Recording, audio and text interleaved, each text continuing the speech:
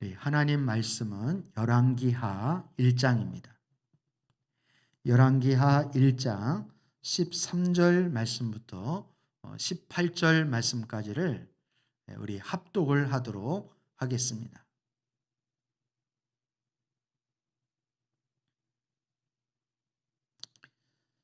열왕기하 1장 13절 말씀부터 18절입니다. 왕이 세 번째로 또 다른 50부장에게 부하 신명을 딸려서 보냈다. 그 세 번째 50부장은 올라가서 엘리야 앞에 무릎을 꿇고 애원하며 말하였다. 하나님의 사람께서는 우리의 청을 물리치지 말아 주십시오. 나의 목숨과 어른의 종들인 이 신명의 목숨을 귀하게 여겨 주십시오. 보십시오. 하늘에서 불이 내려와서 이미 50부장 2명과 그들의 부하 100명을 모두 태워 죽였습니다. 그러니 이제 나의 목숨을 귀하게 여겨 주십시오. 그때 주님의 천사가 엘리야에게 말하였다. 그와 함께 내려가거라. 그 사람을 두려워하지 말아라. 그리하여 엘리야가 일어나서 그와 함께 왕에게 내려갔다. 엘리야가 왕에게 말하였다. 주님께서 말씀하시기를 네가 에글론의 신 바알세봅에게 네 병에 관하여 물어보려고 사절단을 보내다니 이스라엘에게 네가 말씀을 여쭈어 볼 하나님이 계시지 않더냐 말이냐.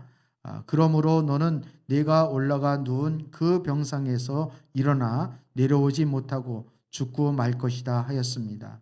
엘리야가 전한 주님의 말씀대로 북왕국 이스라엘에는 아하스야 왕이 죽었다. 그에게 아들이 없었으므로 그의 동생 여호람이 그의 뒤를 이어 왕이 되었다. 때는 남왕국 유다에서 여호사밧의 아들 여로람이 즉위하여 다스린 지 2년이 되던 해였다. 아하스야가 한 나머지 일들은 이스라엘의 왕 역대시락에 기록되어 있다. 아멘.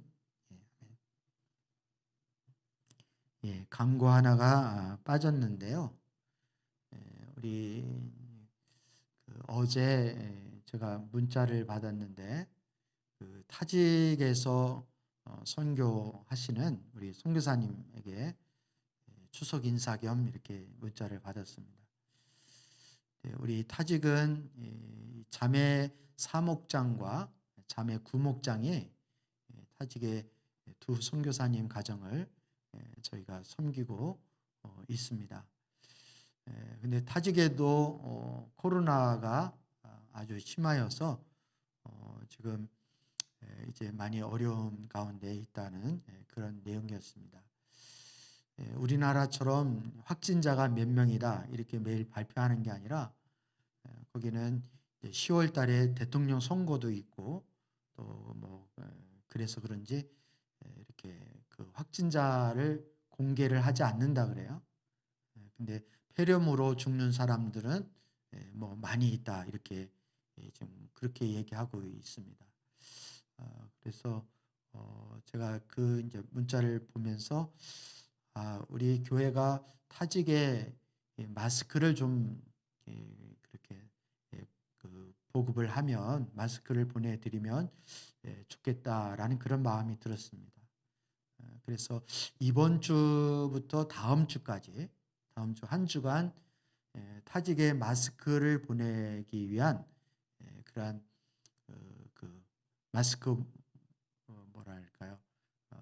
마스크를 기부를 받는 그런 이제 시간을 갖도록 하겠습니다. 그래서 마스크를 직접 갖다 주셔도 좋고 또 아니면 헌금을 하셔서 그걸 통하여 마스크를 구입해서 보내도록 그렇게 할 계획입니다. 그래서 우리 성도님들의 또 적극적인 협력을 부탁을 드립니다. 그래서 우리 거기는 우리처럼 마스크를 돈으로 마음 놓고 살 수 있는 그런 환경이 아니라 그래요. 기반 시설이 뭐 이렇게 잘 되어 있지 않기 때문에 이렇게 그 공급이 원활하지 않아서 이렇게 주민들이 마스크를 쓰는 것이 이렇게 많이 어렵다 그럽니다. 그래서 여러분이 좀 하나님 사랑으로 나누는 그런 마음으로 마스크 보내기 위해 그 운동에 동참할 수 있었으면 좋겠습니다. 우리 오늘 열왕기하 1장 13절 말씀부터 우리 18절 말씀까지를 같이 우리 합독을 했습니다. 우리 3부 예배는 영상 예배와 같이 드리기 때문에 말씀을 교독하지 않고 우리 그 합독을 했는데요. 오늘 말씀의 내용은 엘리야 선지자가 북이스라엘 왕 아하스야에게 죽을 것이라고 경고하는 예언의 말씀을 우리 지난주에 살펴보았습니다. 오늘은 세 번째인데요. 근데 이 아하스야 왕이 죽는다는 경고의 예언을 듣고 열받았어요. 그래서 50부장과 그 부하들에게 엘리야를 잡아오라고 명합니다. 그러나 엘리야를 잡으러 온 50부장과 그 50명의 부하들이 하늘에서 내려지는 불로 불이 하늘에서 떨어져서 저들을 태워버렸습니다. 이렇게 첫 번째, 두 번째 반복하여 죽자 이 세 번째 올라간 50부장이 엘리야 앞에서 무릎을 꿇고 살려달라고 애원을 합니다. 그때 하나님께서 그와 함께 내려가라고 그리고 그 사람을 두려워하지 말라고 말씀하시는 내용이 오늘 본문 말씀의 내용입니다. 여러분은 진정한 힘과 권력이 어디에서 나온다고 생각하십니까? 학교 다닐 때에 힘세고 주먹이 강한 친구들은 대부분 주먹의 세계로 주먹의 인생을 살면서 나중에 어렵고 힘들게 인생을 살아갑니다. 그런가 하면 학교 다닐 때에 힘이 약하고 싸움도 못하지만 공부에 몰입하던 친구들은 사법고시를 봐서 합격을 하고 그리고 요즘 정치인들도 벌벌 떠는 검사로서 막강한 권력을 행사하는 것을 우리 드라마나 영화나 주위에서 그렇게 보게 됩니다. 한국의 권력 구조인 기현상으로 인해서 검사가 강력한 권력을 갖고 있습니다. 이런 검사들은 주먹으로서 권력을 잡고 유지하는 것이 아닙니다. 오히려 체력이 약하고 싸움 담력도 그리고 주먹도 없지만 그들의 머리로 아니면 펜으로 그 가지고 있는 지위로 모든 조직 폭력들에게 가장 두려운 대상이 됩니다. 이런 권력은 주먹에서 나오지 않습니다. 어릴 적에 싸움을 잘하고 주먹이 센 자는 오히려 나이가 들면 힘이 없는 자에게 엎드려 자신의 범죄 형량을 구걸하는 그런 인생을 삽니다. 이 세상의 권력 잡은 자들은 주먹으로 되지 않고 힘으로 되지 않습니다. 많은 사람들은 오히려 체력이 약하고 힘이 약한 자들에게 엎드려 간구하고 사정하는 그런 인생을 살 때가 더 많다는 것입니다. 오늘 본문 말씀에 무기를 갖춘 50부장은 아무 무기가 없는 엘리야에게 왜 무릎을 꿇고 살려달라고 애원을 했을까요? 이스라엘 왕 아하스야가 보낸 50부장과 그의 부하들은 최고의 강력한 부대였습니다. 특수 부대와 같은 최강의 군대였습니다. 왜냐하면 왕을 호위하는 호위 군대이기 때문에 그렇습니다. 세 번째 50부장과 50명은 엘리야에게 갔습니다. 그 앞에 첫 번째, 두 번째 50부장과 50명이 하늘에서 내려오는 불로 인하여 모두 타 죽었어요. 이렇게 앞선 50명이 타 죽으면서 엘리야에 대해서 얼마나 분노하고 또 엘리야에 대해서 얼마나 미워하는 마음이 컸겠습니까? 이렇게 되면 엘리야를 체포하고 죽이고 싶은 마음이 하늘을 찌를 것 같아야 할 터인데, 그러나 오히려 세 번째 50부장은 무릎을 꿇고 엘리야에게 살려달라고 애원을 합니다. 죽음을 앞에 둔 아하스야 왕은 50부장을 강하게 몰아붙입니다. 그래서 엘리야를 잡으러 오면 하늘에서 불이 내려와서 엘리야를 잡지 못하게 한다는 그런 말씀입니다.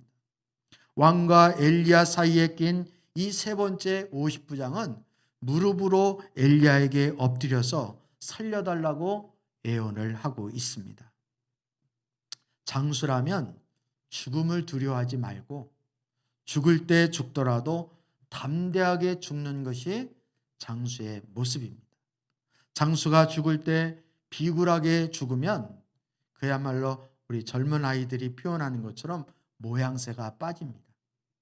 엎드려 생명을 구하는 자가 어떻게 진정한 장수이겠습니까? 가장 강력한 왕의 친위대의 50부장이 생명을 애원하고 빈다면 얼마나 나약한 군대이고 얼마나 비굴하고 얼마나 간사한 군대이겠습니까? 이런 군대는 왕이 친위 군대라고 할 자격이 없습니다. 인간은 자신의 생명을 구걸하는 자가 되었는데 왜 인간은 자신의 생명을 구걸하는 자가 되었을까요? 하나님이 세상을 창조하실 때 인간의 생명은 끝이 없었습니다. 인간은 영원히 죽지 않도록 창조되었기 때문에 인간은 그 누구에게도 자신의 생명을 애원하거나 그리고 자신의 생명을 구걸할 필요가 없는 그런 존재였습니다. 하나님은 인간을 영원히 살도록 창조했기 때문입니다. 우리는 내가 언젠가는 죽는다라는 것을 머리로는 인식하는데 그것이 마음에 와닿는 사람 별로 많지 않습니다. 실제로 우리 가족이나 친지 중에 누가 하나님의 부르심을 받아도 그거에 대해서 우리는 정말 심각하게 고민하거나 그것이 마음 깊이 와닿지를 않습니다.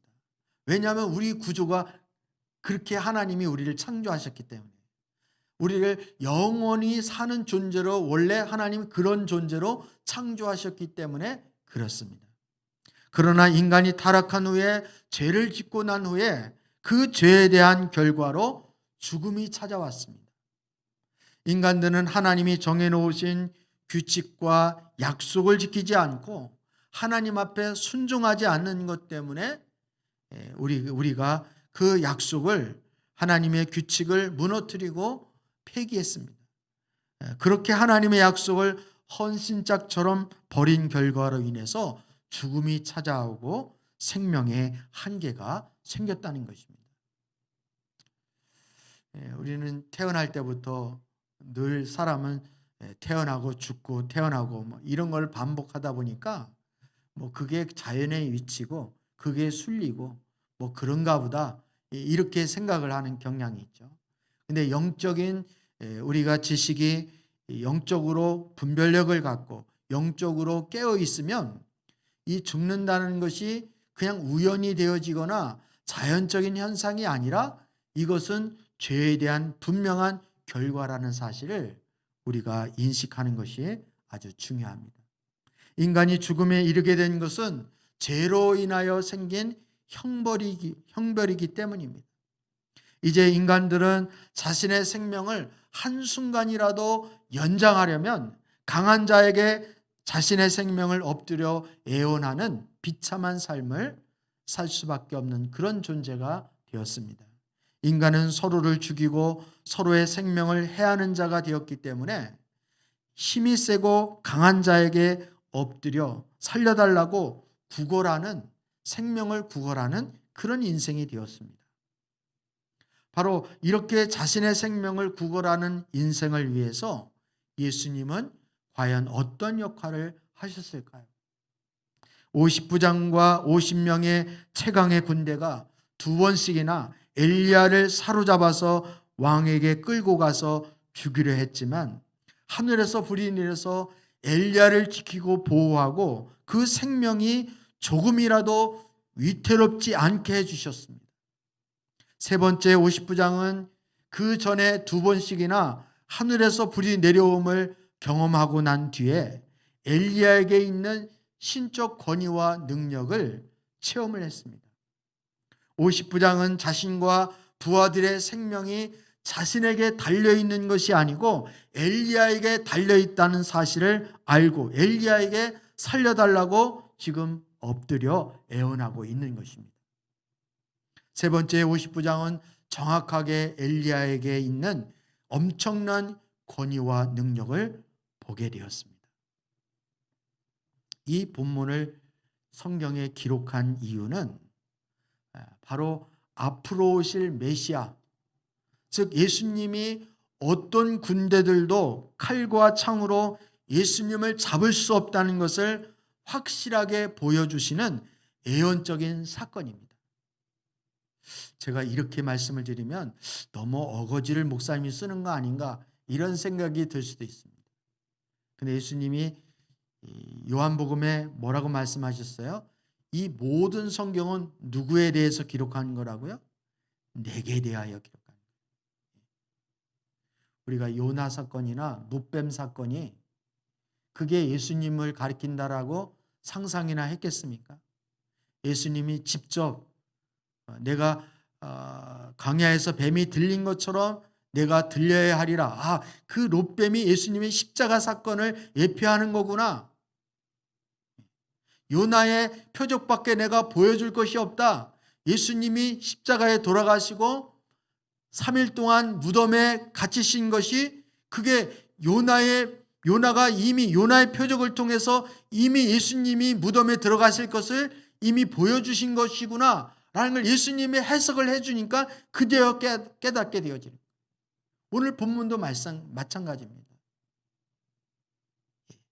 오늘 본문 말씀에서도 예수님은 어떤 군대의 칼과 창으로도 결코 잡히지 않는 분이라는 사실을 이미 엘리야의 사건을 통해서 우리에게 미리 보여주신 것입니다.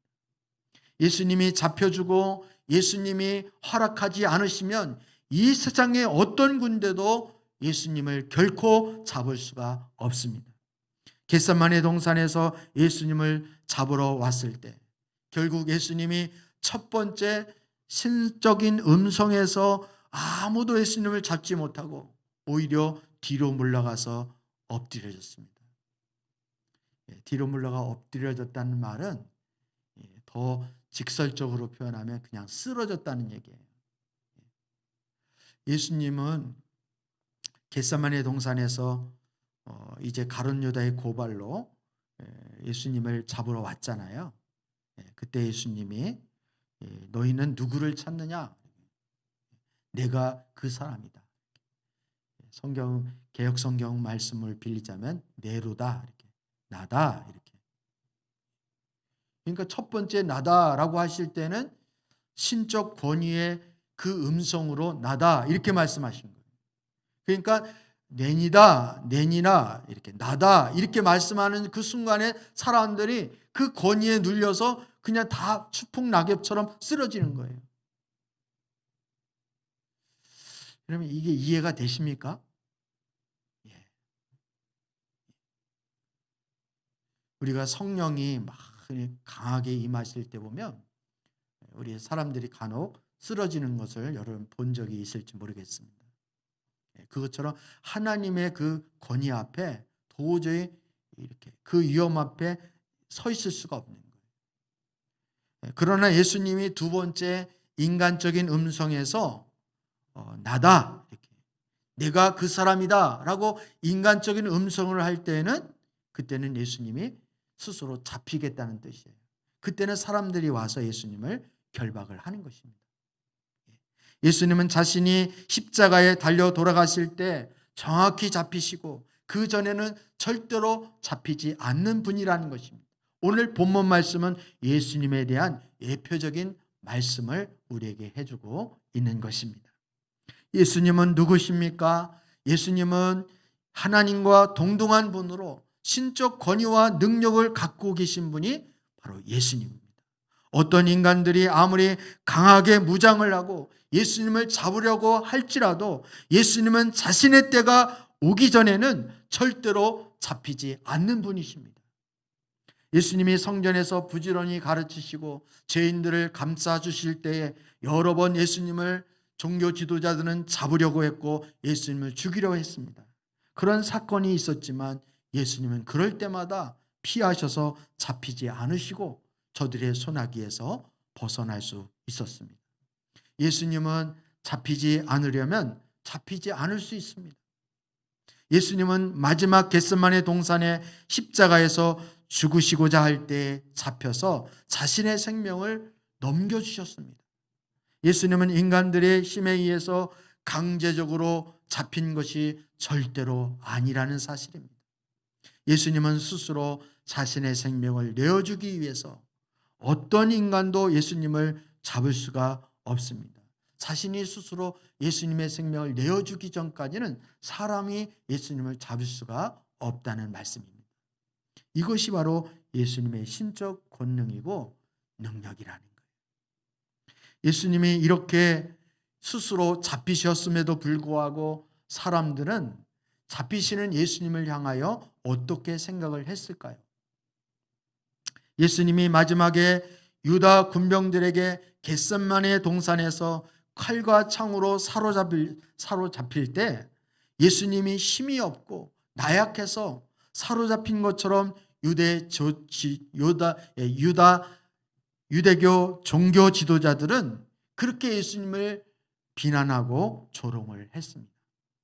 예수님은 스스로 잡히셨지만 유대인들은 자신들의 힘과 칼로 예수님을 사로잡아서 신문을 하고 때리고 그리고 로마 군인들에게 넘겨주었다고 착각을 했습니다.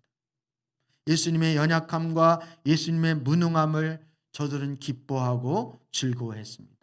예수님이 말로만 강한 자이지 능력과 힘이 없는 나약한 인간이라고 저들은 착각하고 그런 예수님을 저들은 조소했습니다. 이것이 예수님에 대한 극심한 모독이고 예수님에 대한 심한 욕이었습니다. 예수님은 자신의 자녀들의 모든 죄를 위해서 큰 수모를 당하시면서 스스로 잡히셔서 죽음을 당하셨습니다. 마치 힘이 있는 자가 힘이 없는 자처럼 잡히시고 매를 맞고 죽어가는 모습이 바로 예수님의 모습이었습니다.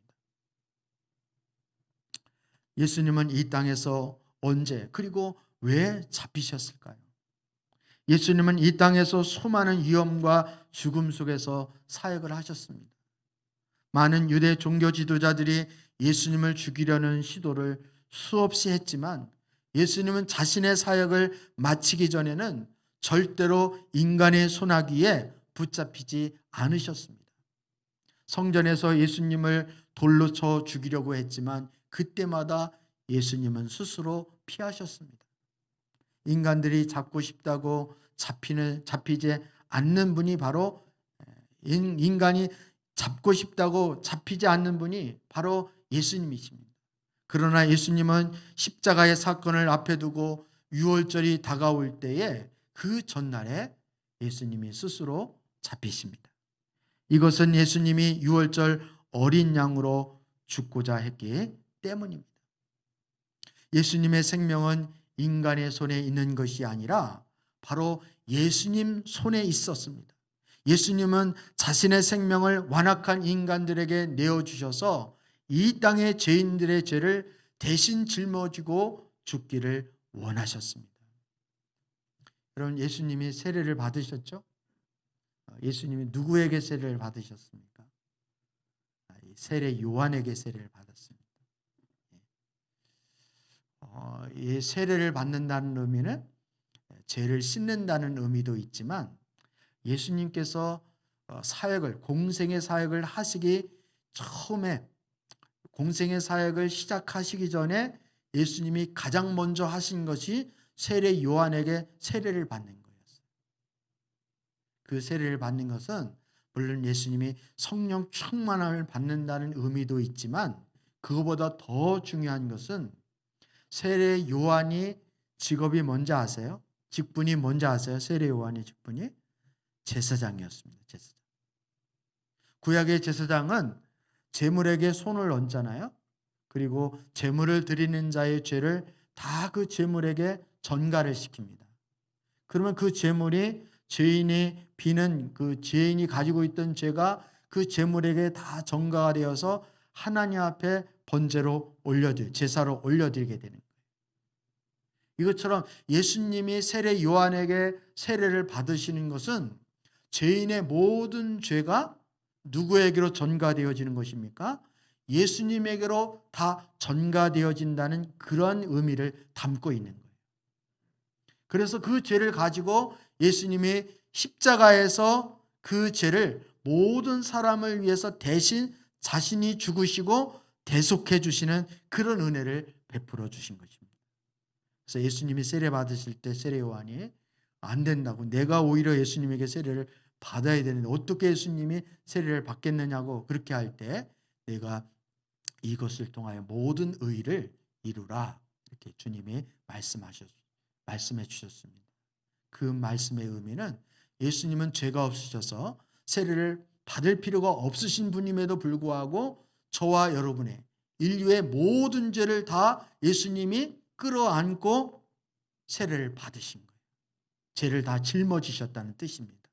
그래서 그 세례 장면이 끝나자마자 세례 요한이 선포하는 말씀이 요한복음에 나와 있는데 뭐라고 말씀하고 있느냐면, 보라, 세상 죄를 지고 가는 하나님의 어린 양이로다, 이렇게 말해요.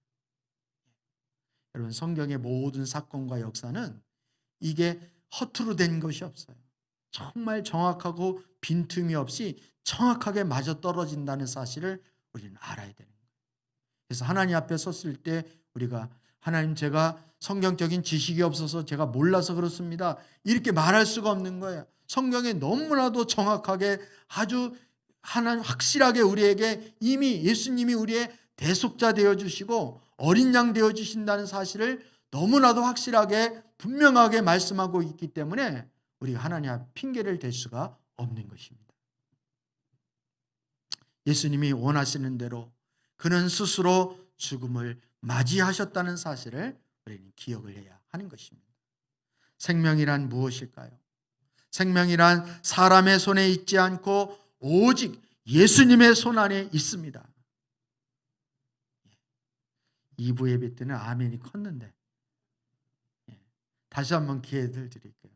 여러분, 아멘 하시는 그 순간에 여러분 영적인 깨달음이 오는 거예요. 왜냐하면 내가 믿음으로 고백을 하기 때문에 그렇습니다. 생명이란 사람의 손에 있지 않고 오직 예수님의 손 안에 있습니다. 아멘. 인간이 죽고 싶다고 죽을 수 없고 인간이 살고 싶다고 살 수 없습니다. 인간은 자신의 생명을 아무리 살려달라고 의사에게 애원을 하고 약사에게 애원을 해도 오직 인간의 생명은 생명의 주님이신 예수님에게 달려있다는 거예요. 이건 그냥 지나가는 말로 하는 게 아닙니다. 이 지금 진리의 말씀을, 영적인 진리의 말씀을 지금 선포하는 거예요. 여러분, 이 말씀을 아멘으로 화답하시고 믿음으로 받아들일 수 있기를 축복합니다. 인간이 몸에 건강한 것을 골라 먹어도 일찍 죽을 수 있어요. 인간이 운동을 열심히 해도 일찍 죽을 수 있습니다. 평생 운동을 안 해도 장수하는 인간이 얼마든지 있을 수 있고 아무리 평생 아무거나 먹어도 장수하는 사람이 얼마든지 있을 수 있습니다. 인간들은 자신의 힘과 능력으로 생명을 연장한다고 착각하고 그렇게 인생을 살고 있습니다. 몸 관리를 아무리 잘하고 아무리 건강하게 살아도 사고로 죽는 것이 바로 사람이고 인간입니다. 인간은 다양한 이유로 죽음에 이르게 됩니다. 인간의 생명은 자신의 손에 있지 않고 오직 예수님의 손 안에 있음을 기억해야 한다는 말씀입니다. 생명이란 인간의 손에 있지 않고 오직 생명의 주인 되시는 예수님에게 달려 있습니다. 예수님에게 달려 있습니다. 아멘입니다. 하나님 아버지가 예수님을 이 땅에 보내신 것이 왜 가장 큰 사랑일까요? 하나님이 세상을 이처럼 사랑하사 독생자를 주셨으니, 그리고 예수님이 십자가에 달려 돌아가신 것이 왜 하나님이 우리를 향한 하나님의 가장 큰 사랑의 확증일까요? 그 이유가 과연 어디 있을까요? 인간들은 하나님 아버지를 떠나서 죄를 짓고 죽음에 이르게 되었습니다. 그러나 다시 생명으로 인간 스스로 돌이킬 수 있는 사람은 이 땅에 아무도 존재하지 않습니다.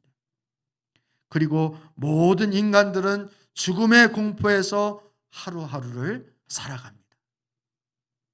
히브리서는 이 말씀을 죽음의 종로로 타는 자들이다 이렇게 말합니다. 평생 죽음의 종로로 타는 자들을 놓아주려고, 자유케 하려고 예수님이 육신의 몸을 입고 이 땅에 오셨다고 분명히 말씀하고 있습니다. 인간들이 타락하고 생명을 살리고 연장하고 주변의 모든 사람의 애원을 하지만 끝내 인간들은 철저하게 죽음에 이르게 됩니다. 하나님 아버지는 이 모든 것을 보시고 인간들을 생명으로 인도하고 보호해주고 지켜주시려고 예수님을 이 땅에 보내주셨습니다. 예수님에게 오는 자는 그 생명을 예수님 손에 있게 해주십니다. 예수님이 생명을 보존하시고 지켜주시고 죽어도 영원히 살도록 해주시고, 예수님께 나오는 자는 어떤 죄인도 그 죄를 용서받고 영원히 살게 해주십니다. 다윗은 이것을 깨달은 거예요.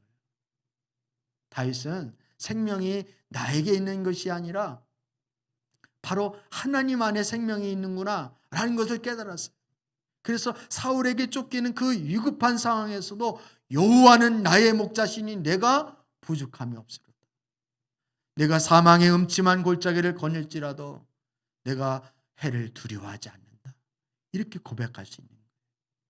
주님은 나의 산성이시고 나의 요새이시고 내가 피할 바위입니다. 여호와여, 내가 주를 사랑하네. 나의 힘이 되신 여호와여, 내가 주님을 사랑합니다. 이렇게 고백할 수 있는 그 믿음이 바로 여기에서 생기는 것입니다. 하나님 아버지는 이렇게 하기 위해서, 이렇게 우리 인생들을 죽음 가운데서 건지시고 살리시고 보호해 주시기 위해서 예수님을 이 땅에 보내주셨습니다. 이게 주님의 사랑이에요. 이거보다 더 큰 사랑, 이거보다 더 위대한 사랑이 어디 있습니까? 우리가 죽음 가운데서 건짐을 받고 우리가 죽음에서 생명으로 옮겼다는 이 사실을 모르고 우리는 그냥 이 땅에서 내 필요한 거, 내가 원하는 거 안 들어주시면 철없는 어린아이처럼 하나님 앞에 원망하고 불평하고 그런 수준에서 머물러 있으면 안 돼요. 여러분, 영혼이 깨어날 수 있기를 주님의 이름으로 축복합니다. 우리에게 우리 인생에 뭐가 필요한지, 우리가 뭐가 절박하게 필요한지, 왜 예수님 앞에 무릎을 꿇어야 하는지 이 사실을 분명하게 영적인 정체성을 가지고 알 수 있고 깨달을 수 있는 성도가 되어져야 하는 것입니다. 엘리야의 생명을 누가 지켜주셨을까요? 엘리야의 생명을 누가 보호해 주셨을까요? 엘리야는 3번의 위기가 있었지만 하늘에서 불이 내려와서 엘리야를 죽음에서 그 생명을 지켜주셨습니다. 오히려 칼과 창을 갖고 있는 강력한 장수와 군인들이 칼이 없고 창이 없는 엘리야에게 자신의 생명을 살려달라고 애원하는 거예요. 참 이게 말이 되어집니까, 여러분? 칼이 없고 연약한 엘리야가 도리어 살려달라고 빌어야 할 판인데, 예수님이 엘리야와 함께 하시기 때문에 오히려 칼이 있는 장수들이 살려달라고 칼이 없는 엘리야에게 무릎을 꿇고 빌고 애원을 하고 있는 것입니다. 엘리야의 무기는 자신에게 있는 것이 아니라, 엘리야의 무기는 땅에 있는 것이 아니라 하늘에 있었습니다. 엘리야의 무기는 칼과 창이 자신의 무기가 되는 것이 아니라 바로 하늘에서 내리는 불이 엘리야의 무기였습니다. 예수님이 바로 자신의 무기였고 자신의 힘이었고 자신의 피할 바위이고 그리고 자신의 산성이었다는 사실입니다. 엘리야가 왕궁으로 내려갈 때 왕궁의 모든 자들은 엘리야의 생명을 지키는 그 불이 다시 그 왕궁에 쏟아질까 봐 전전긍긍하는 거예요. 왕궁에 나타난 엘리야에게 극진한 대접을 할 뿐만 아니라 극존칭 언어로 엘리야를 영접합니다. 왕궁으로 엘리야를 끌고 와서 죽이려 했던 그 아하스야의 계획은 모두가 다 취소가 되어질 뿐만 아니라 숲으로 돌아가는 거예요. 하나님이 엘리야에게 뭐라 그랬어요? 두려워하지 말고 저들을 따라가라 그랬어요. 아니, 두려워하지 말라 그래 놓고 하나님이 엘리야를 왕궁에 가서 죽게 만들었다. 그러면 이게 말이 되겠습니까? 내가 깜빡 잊었다, 아니면 내가 힘이 딸려가지고 못했다, 이렇게 하실 하나님이 아니시라는 거예요.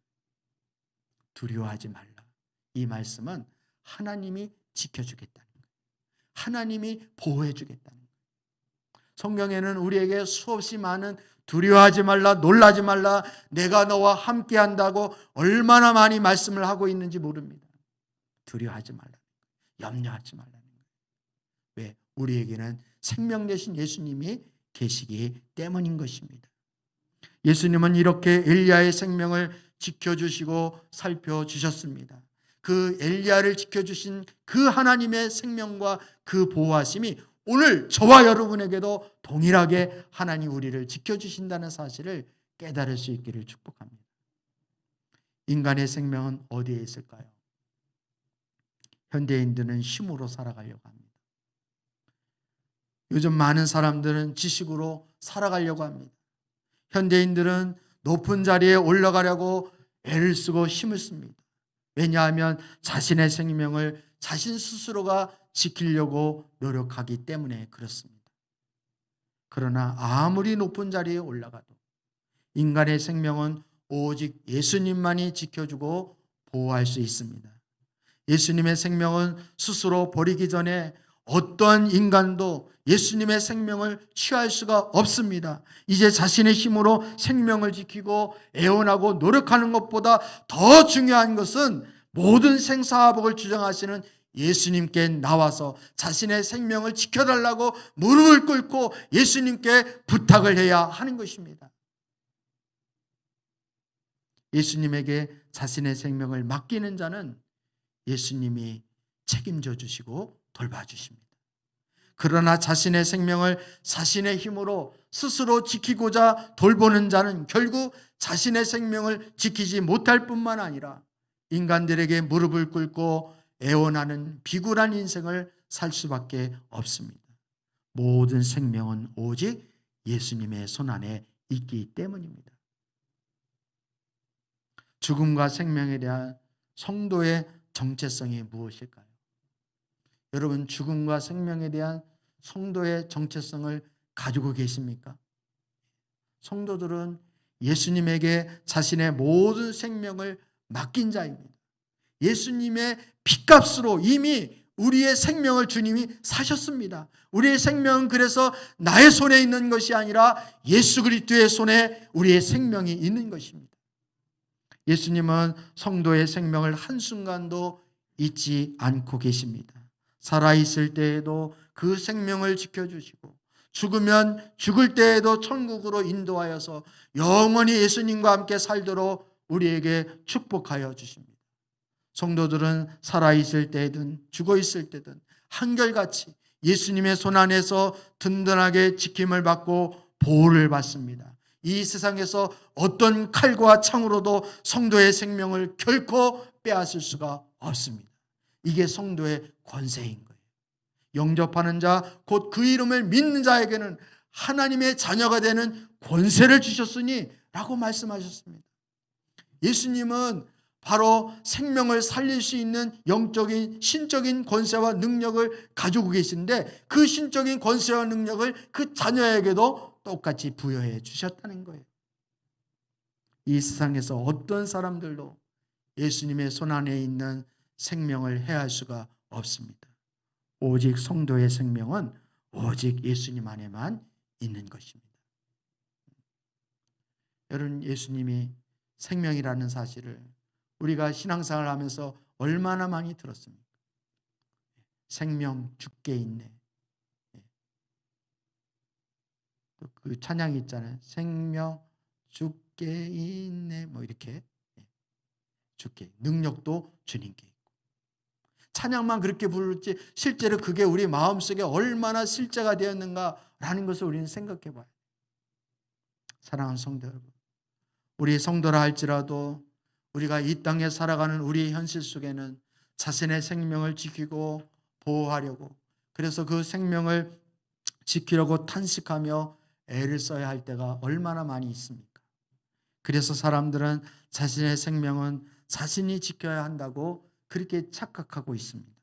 새벽부터 밤 늦은 시간까지 사람들은 그래서 생명 지키려고 즉 먹고 살려고 애를 쓰는 거예요. 오병이어의 기적을 경험하고도 예수님을 생명의 참 양식으로 여기지 않고 단지 육신의 양식을 해결하는 왕으로 삼으려고 하는 것처럼 우리도 어쩌면 생명이 주님께 있다는 것을 입으로는 고백하지만 그저 이 땅에서 먹고 살고 그냥 생명 유지하는 그것에만 만족하려고 할 때가 얼마나 많이 있습니까? 예수님이 오병이어의 기적을 행하신 것은 예수님이 정말 생명의 양식 되신다는 사실을 표징으로 보여주기 위한 거예요. 그런데 그 표징은 보지 않고 저들이 다만 기적을 통하여서 이 양식 문제를 예수님만 붙잡으면 예수님을 우리의 임금으로 삼으면 이 먹고 사는 문제가 해결되어지겠구나라고 생각을 하는 거예요. 예수를 믿는 것을 우리가 진짜 영의 생명을 구원하고자 하는 그런 마음으로 예수님을 따르는 것이 아니라 이 땅에서 잘 먹고 잘 사는 그냥 편안한 삶을 살면 그것으로 만족한 즉 예수님을 임금으로 삼으려고 하는 그런 정도의 수준으로 신앙생활을 해서는 안 된다는 것입니다.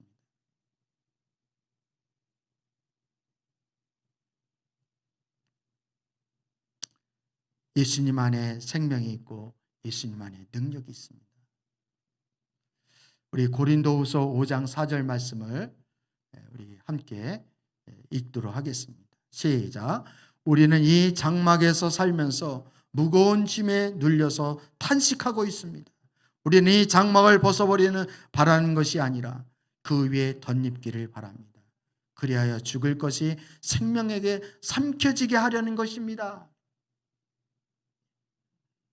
저희 가족이 추석 명절에 아침에 이 말씀 가지고 예배를 드렸습니다. 여기서 말하는 장막은 우리 육신의 몸을 말하는 거예요. 육신의 몸을 가지고 이 땅에 사는 우리가 얼마나 무거운 짐에 눌려서 살고 있습니까?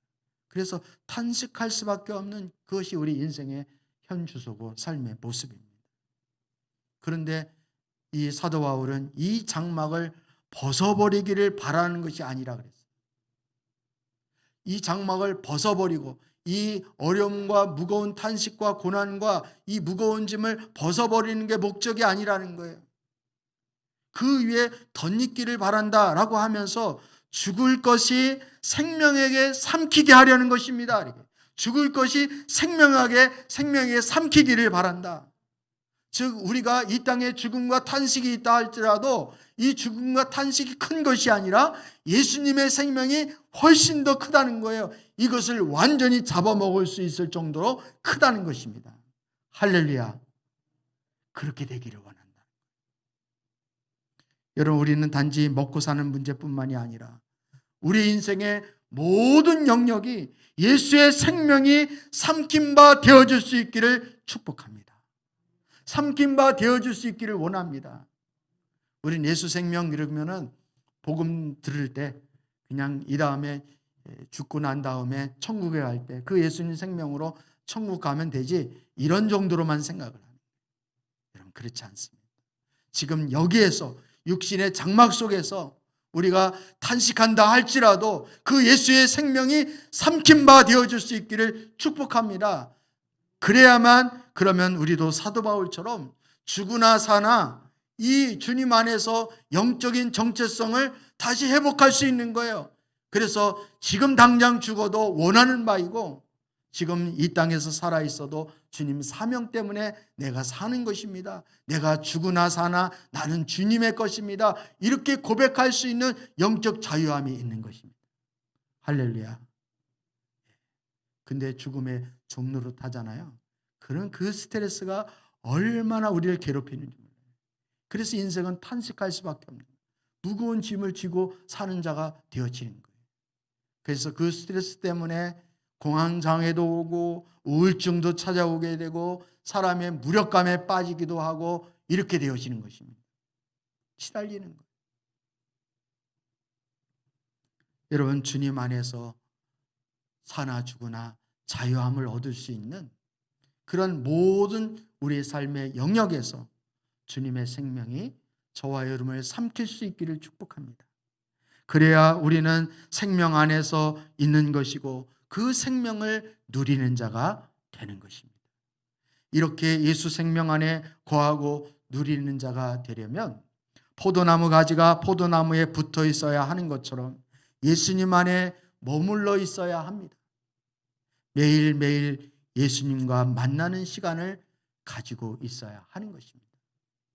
예수님을 만나는 그 예배의 시간이 저와 여러분 가운데 있어져야 하는 거예요. 물론 우리가 공예배를 통해서 하나님 앞에 예배드리는 시간도 중요하지만 개인적인 예배 시간이 필요한 거예요. 이걸 우리는 quiet time, 큐티 시간, 조용한 시간이라고도 표현을 하는 것입니다. 여러분이 아침에 일어나서 그 침상에서 5분, 10분 기도를 한다 하더라도 주님을 찾는 시간, 주님과 개인적으로 만나는 시간을 꼭 가질 수 있기를 주님의 이름으로 축복합니다. 우리의 생명 되시는 예수님을 떠나서는 우리는 아무것도 할 수 없습니다. 나를 떠나서는 너희가 아무것도 할 수 없다라고 말씀하신 것처럼 주님 안에 생명이 있기 때문에 주님이 오늘도 우리의 호흡을 주장하시고 우리의 삶의 걸음을 인도하여 주시는 거예요. 따라서 우리는 예수님 그 생명 안에 머물기를 기뻐하고 그것을 간절히 사모하고 그 생명 안에 거하기를 간절히 소원하고 주님 앞에 무릎을 꿇는 그런 하나님의 자녀가 되어져야 하는 것입니다. 세상의 눈으로 볼 때 우리 믿는 성도들이 가진 것도 없고 이룬 것도 없고 붙잡을 만한 자랑할 만한 것 그 아무것도 없다 할지라도 우리가 예수 생명을 가지고 있으면 바로 우리는 하나님의 자녀의 권세를 가지고 있고 능력을 가지고 있는 자이기 때문에 어느 것 하나 기죽을 필요가 없고 우리가 실망하고 낙심할 필요가 절대로 없다는 사실을 깨달을 수 있었으면 좋겠습니다. 사랑하는 성도 여러분, 예수님 안에 거하십시오. 예수님 생명 안에 거하시고 주님 안에 머물러 있는 것을 사모할 수 있기를 축복합니다.